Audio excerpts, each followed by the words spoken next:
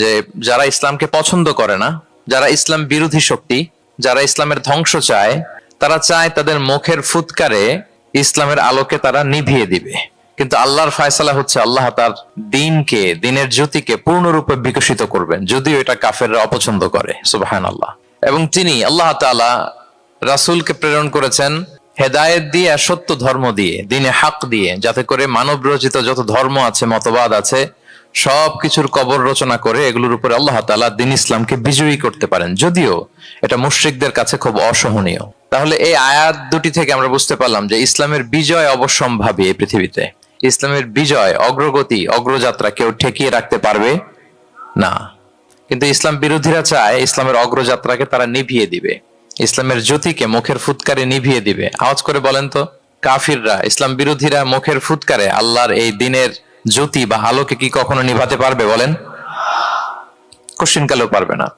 তারা নানা ষড়যন্ত্র করে, তারা নানা ধরনের চক্রান্ত করে, কূটকৌশল করে, আমাদেরকে আমাদের ভূমি থেকে উচ্ছেদ করে, আমাদের ভূখণ্ডে বোমা নিক্ষেপ করে, নানা ধরনের ষড়যন্ত্রের ছক এঁকে আমাদের নওজওয়ানদেরকে শহীদ করে, গ্লোবাল সমুদ ফ্লোটিলার মতো নৌবহরকে আটকে দিয়ে ওরা ভাবে যে ওরা ইসলামের বিজয়কে ঠেকায় ফেলবে। আসলে কি পারবে? না। আল্লাহ বলেন, আমি ইসলামের জ্যোতিকে পূর্ণরূপে বিকশিত করব। আল্লাহু আকবার। এটাকে কেউ ঠেকাতে পারবে না।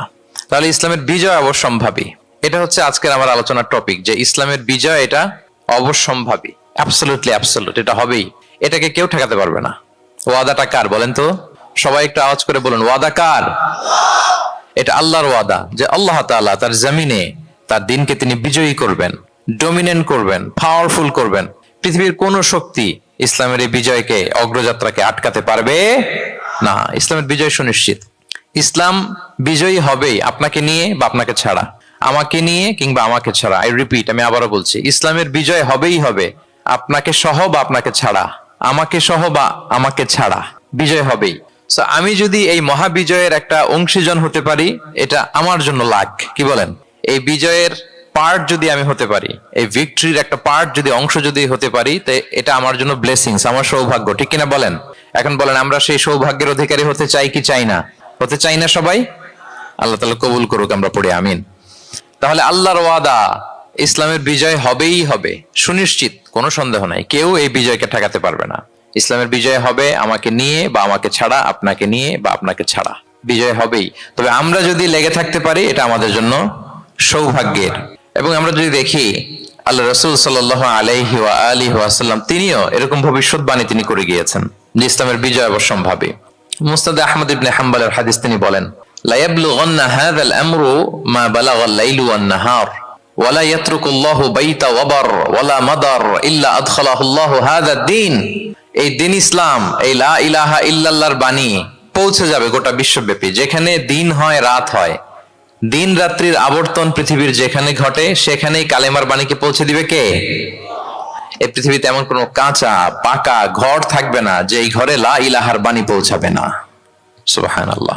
পৃথিবীতে এমন কোন জায়গা থাকবে না, এটা হোক মরুভূমি, হোক জঙ্গল, হতে পারে পাহাড়, হতে পারে কোনো আদিবাসী নৃগোষ্ঠী থাকে, পৃথিবীর এমন কোন জায়গা থাকবে না যেখানে লা ইলাহার বাণী পৌঁছাবে না। পৌঁছে যাবে। সহিহ মুসলিমের আরেক বর্ণনায় আল্লাহ রাসূল সাল্লাল্লাহু আলাইহি ওয়া আলিহি ওয়াসাল্লাম তিনি বলেন, ইন্নাল্লাহা যাওয়ালি আল আরবা ফারাআইতু মাশারিকাহা ওয়া মাগারিবাহা ওয়া ইন্না মুলকা উম্মতি সায়াবলুগু মা যুবিয়া লি মিনহা। তিনি বলেন, আল্লাহ তাআলা গোটা বিশ্বটাকে ছোট করে একটা রেপ্লিকা বানিয়ে আমার চোখের সামনে তুলে ধরেছেন। আমি পৃথিবীর প্রাচ্য পাশ্চাত্য সবটুকুন দেখেছি, আর আমি যদ্দূর দেখেছি ঠিক তদ্দূর কালিমার বাণী পৌঁছে যাবে। সুবহানাল্লাহ পড়বেন না? তার মানে গোটা বিশ্বব্যাপী ইসলামের সুমহান বাণীকে পৌঁছে দিবে কে? আল্লাহ পৌঁছে দিবেন। আল্লাহর ওয়াদা আর নবী আলাইহিস সালামের ভবিষ্যৎবাণী। তো ইসলামের এই বিজয়ের অংশী যেন আমরা হতে পারি, আল্লাহ আমাদেরকে তৌফিক দান করুক। আপনি যদি বর্তমান পৃথিবীর দিকে তাকান, তাহলে দেখবেন যে ইসলামের বিরুদ্ধে এত ষড়যন্ত্র, এত কনস্পাইরেসি, এত অত্যাচার, অপারেশন, এত কিছুর পরেও ইসলাম হচ্ছে world's fastest growing religion right now. পৃথিবীর সবচাইতে গ্রোয়িং রিলিজিয়ন হচ্ছে ইসলাম, সবচাইতে। আপনি দেখেন, জরিপ চালিয়ে একটু খোঁজ খবর নিয়ে দেখেন, সারা ওয়ার্ল্ডে দ্য ফাস্টেস্ট গ্রোয়িং রিলিজিয়ন হচ্ছে ইসলাম। সবচাইতে বাড়ন্ত, যেই ধর্মের ভেতরে মানুষ বানের পানির মতো প্রবেশ করছে, সেই ধর্মটার নাম কি? ইসলাম। মানুষ প্রবেশ করছে বানের পানির মতো। আপনি পশ্চিমা বিশ্বে দেখেন, প্রতি জুমাবারে অনেক অমুসলিম, নন মুসলিম, ইহুদি, খ্রিস্টান, এইথিস্ট, সংশয়বাদী, অ্যান্টাগনিস্ট, তারা এসে শাহাদা বাণী পড়ে মুসলমান হয়ে যাচ্ছে প্রতি জুমাবার। নারী পুরুষ নির্বিশেষে, আস্তিক নাস্তিক নির্বিশেষে প্রতি জুমাবারে তারা এসে শাহাদা পড়ে মুসলমান হয়ে যাচ্ছে। এটা তো মসজিদের খবর। রাস্তাঘাটেও আমাদের পশ্চিমা বিশ্বের দায়ীরা রাস্তার মধ্যেও দাওয়াতি কাজ করে, আলহামদুলিল্লাহ। এটাকে স্ট্রিট দাওয়া বলে। এই যে এরকম টেবিল নিয়ে বসে কোরআনের ট্রান্সলেশন নিয়ে, কিছু ইসলামের সহজ সরল বই নিয়ে তারা নন মুসলিমদের সাথে ইসলাম নিয়ে কথা বলে। আর ওরা খুব ফ্রেন্ডলি মানুষের সাথে মেশে কথা বলে, ফলে ইজিলি তাদেরকে অ্যাপ্রোচ করা যায়। তো তাদেরকে অনেকে জিজ্ঞেস করে যে তোমার ধর্ম কি, তোমার বাবার ধর্ম কি, what do you think about life after death, মৃত্যুর পরের জীবন নিয়ে তোমার ভাবনা কি, তোমার দাদা কোথায় গেল, তোমার বাবা কোথায়, তো চলে গেছে, তুমিও কোথায় যাবা। এইভাবে যখন জিজ্ঞেস করে নন মুসলিমদেরকে, তাদেরকে যখন ভাবাতে ভাবাতে ভাবাতে ভাবাতে ইসলামের বাণীগুলো যখন তাদের সামনে পেশ করে, তারা যখন কনভিন্সড হয়, অনেক ক্রিশ্চিয়ান, অনেক জুইশ, অনেক নন মুসলিম ওই রাস্তার ওই দাওয়া কাজের মধ্যে, স্ট্রিট দাওয়াতেই ওইখানেই ঘোষণা দেয় আশহাদু আল্লা ইলাহা ইল্লাল্লাহ ওয়া আশহাদু আন্না মুহাম্মাদান আবদুহু ওয়া রাসূলুহু। রাস্তায় আধা ঘন্টা দাওয়া কাজের মধ্যেই ওরা কনভিন্সড হয়ে মুসলমান হয়ে যায়। World's fastest growing religion. গোটা বিশ্বব্যাপী এভাবে ইসলামকে আল্লাহ তাআলা ছড়িয়ে দিচ্ছেন, গোটা বিশ্বব্যাপী ছড়ায় যাচ্ছে। কেউ এর অগ্রগতিকে থামায় রাখতে পারবে না, অসম্ভব। তখন কোশ্চেন হচ্ছে, এত এত ধর্ম থাকতে, এত এত ডক্ট্রিন থাকতে, মতভেদ থাকতে ইসলামের গ্রোথ এত বেশি কেন? গোটা বিশ্বতে দেখি মুসলমানরা মার খায়, ফিলিস্তিনে মার খাচ্ছে, আরাকানে মার খাচ্ছে, কাশ্মীরে মার খাচ্ছে, সব জায়গায় আমরা অপ্রেসড। তারপরেও মানুষের এত অ্যাট্রাকশন কেন ইসলামের প্রতি? ইসলাম থেকে তো মানুষ ভয়ে ভাগার কথা ছিল। ইসলামোফোব যেভাবে তারা ডিজাইন করেছে ওয়ার্ল্ড ওয়াইড, ইসলামের ব্যাপারে একটা ভীতি যেভাবে আন্তর্জাতিক ভাবে ছড়িয়ে দেওয়া হয়েছে, এখন তো ইসলাম থেকে দূরে যাওয়ার কথা ছিল, কি বলেন? কিন্তু তার বিপরীতে বানের পানির মতো মানুষ ইসলাম ধর্মে ঢুকছে, লা ইলাহা পড়ে তারা সৌভাগ্যবান হচ্ছে। এর কারণটাকে আজকে আমরা এই কারণটা উদ্ধার করবার চেষ্টা করবো, যে কেন হওয়ার কথা ছিল ইসলামের কথা শুনলে মানুষ ভয় পাবে না, সে নন মুসলিমরাই ইসলামের সুশীতল সুমহান বাণীর নিচে আশ্রয় নিচ্ছে। এর কারণটা কি? এই কারণগুলো আজকে আমরা বলবো। যে সমস্ত কারণে ইসলামের এই জয় জয়কার, যে সমস্ত কারণে অমুসলিমরা ইসলামের প্রতি অ্যাট্রাক্টেড হচ্ছে, যে সমস্ত কারণে মানুষ অন্য ধর্ম ছেড়ে মুসলিম হওয়ার জন্য পাগল পাড়া, এই কারণগুলো আজকে আমরা একটু অ্যানালাইসিস করব। এর মধ্যে এক নাম্বার কারণ হচ্ছে, আমার সুপ্রিয় দক্ষিণ কোরিয়া প্রবাসী ভাইয়েরা, এক নাম্বার কারণ হচ্ছে ইসলাম বা ইসলামী যে মতবাদ, এটা হচ্ছে ভেরি ন্যাচারাল। আমাদের ধর্মটা হচ্ছে ভেরি ন্যাচারাল রিলিজিয়ন। এটা খুবই স্বভাবজাত, খুবই স্বভাবজাত, রুচিসম্মত আর কি, পরিবেশ সম্মত, স্বাস্থ্যসম্মত, রুচিসম্মত, স্বভাবজাত। এটা মানতে, শুনতে, বুঝতে খুব সহজ। এটা আমাদের জীবনের সাথে খুব যায়। আরবিতে এটাকে বলে দিনুল ফিতরা। কি বলে? দিনুল ফিতরা, মানে এটা ফিতরাতের ধর্ম। এই ধর্মের উপরই মানুষকে আল্লাহ তাআলা তৈরি করেছেন। এটা যখন সুন্দরভাবে কারোর সামনে প্রেজেন্ট করা হয়, এটা তার কাছে এলিয়েন মনে হয় না, বরং বেশ আপন মনে হয়। এর কারণ হচ্ছে রুহের জগতে আমরা এরকম একটা কনফারেন্সে জয়েন করেছিলাম।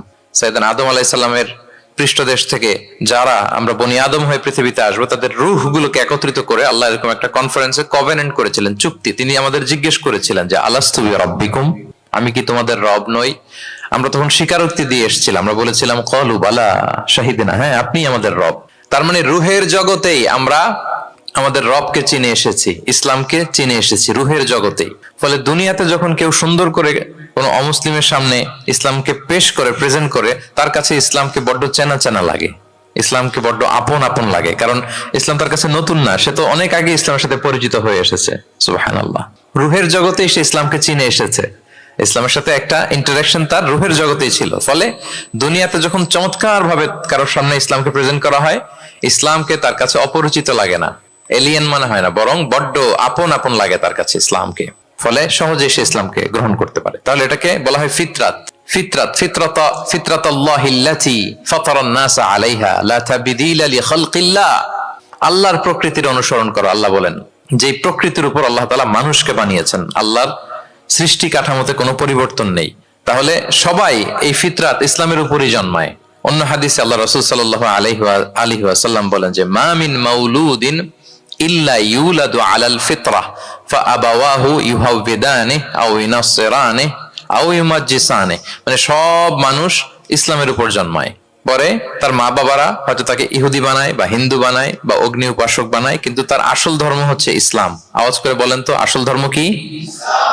আসল ধর্ম ইসলাম। সে ফিতরাতের উপর জন্মগ্রহণ করেছে, এমনিতেই বাই ডিফল্ট তার মনটা ইসলামের দিকে টানে। এই পৃথিবীতে যা কিছু ভালো, যা কিছু কল্যাণকর, যা কিছু আমাদের সাথে খাপ খায়, সুইট করে, সহজে সুইটেবল হয়, এটাই ফিতরাত। এটাই কি? ফিতরাত। তো সব মানুষ ফিতরাতের উপর জন্মেছে, ইসলামের উপর জন্মেছে। মেরাজের রাতে রাসূল সাল্লাল্লাহু আলাইহি ওয়াসাল্লামকে দুইটা পেয়ালা দেয়া হয়েছে। তিনি বললেন, উতি চুবি ইনা আইন, আমাকে জিব্রাইল আলাইহিস সালাম দুইটা বাটি দিল বা পেয়ালা দিল। ফি আহাদিহিমা লাবান ওয়া ফিল আখারি খামর, এর একটার মধ্যে ছিল দুধ আর একটা মদ। আমি দেখতে পাচ্ছিলাম না কোনটাই কি। আমাকে যখন দেয়া হলো ফা আখাযতুল লাবান, আমি দুধের বাটি নিলাম। তখন জিবরিল আলাইহিস সালাম বললেন, আসবতাল ফিতরা, আপনি ফিতরাতটাই নিয়েছেন, মানে যেটা ভালো ওইটাই নিয়েছেন, যেটা আপনার সাথে সুইট করে ওইটাই নিয়েছেন। সুবহানাল্লাহ পড়েন।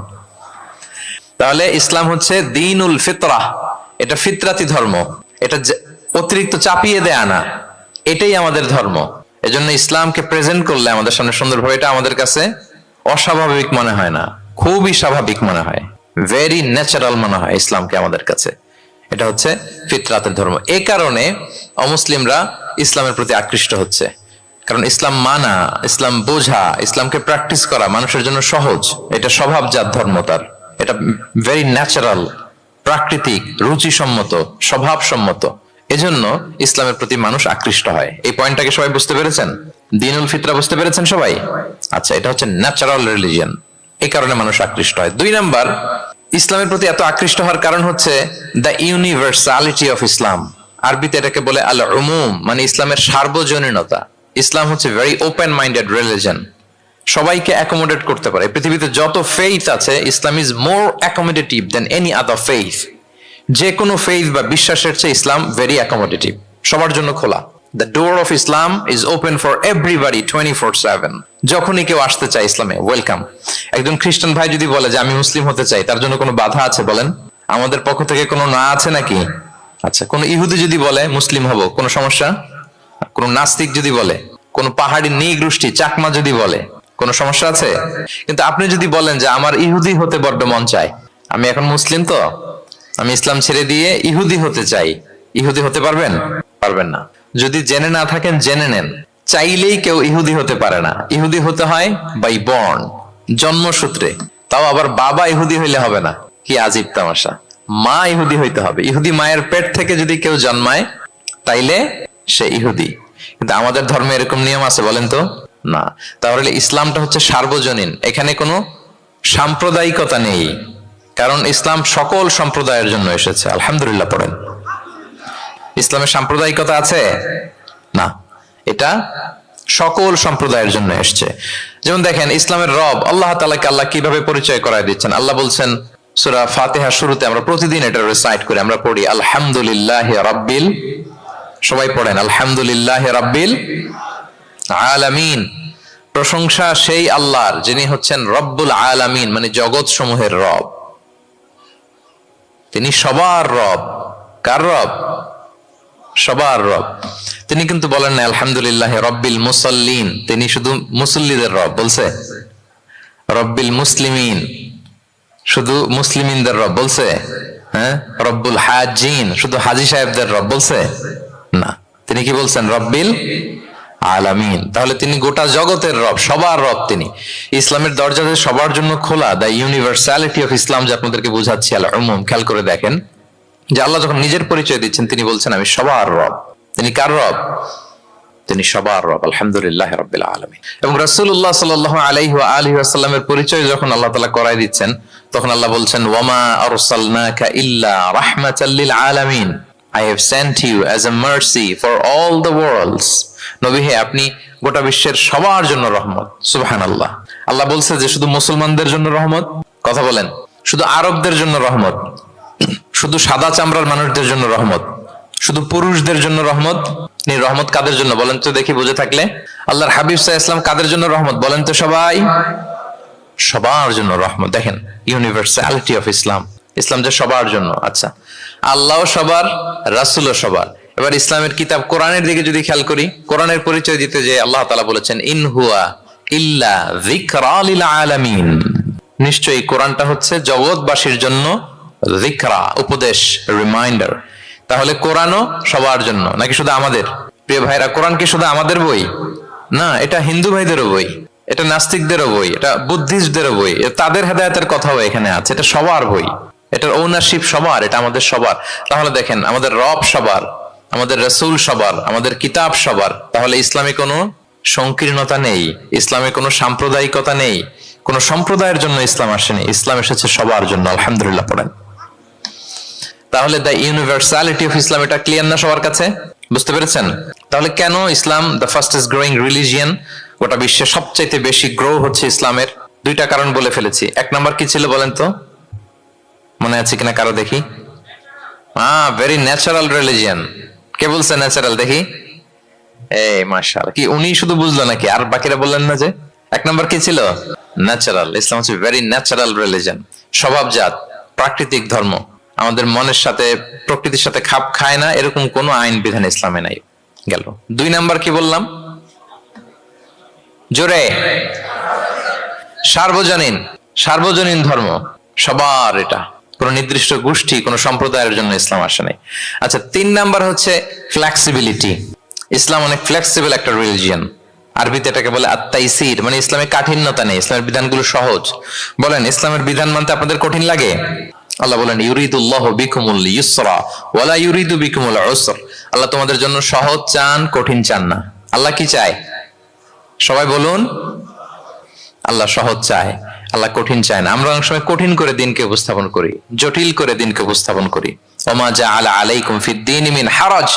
আল্লাহ তাআলা দিনে কোনো জটিলতা রাখেননি, কিন্তু আমরা খুব কঠিন করে উপস্থাপন করি। আল্লাহ বারবার বলেছেন সহজ সহজ সহজ, লা ইউকাল্লিফুল্লাহু নাফসান ইল্লা উসআহা। আল্লাহ সাধ্যের বাইরে কাউকে কিছু চাপিয়ে দেন না।